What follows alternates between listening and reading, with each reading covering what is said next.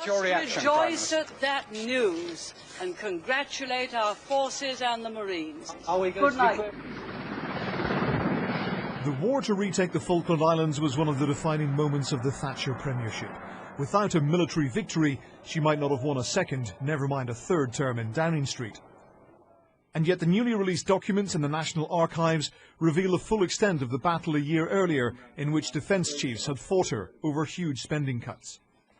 The First Sea Lord Sir Henry Leach wrote to her demanding a meeting over a decision he said would dismantle the Navy.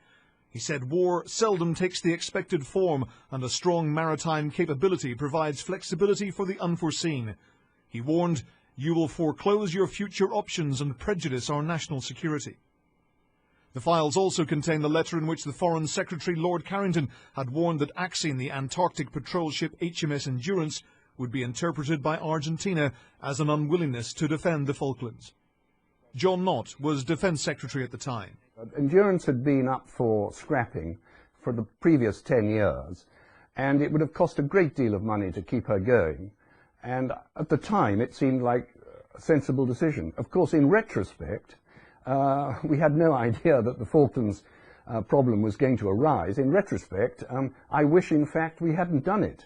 But, you know, you can be very wise after the event. The files may be 30 years old, but their contents seem very contemporary. There are internal rows over public spending because of the state of the economy. Here Mrs. Thatcher angrily writes on a briefing note, "We appear to have no control over expenditure."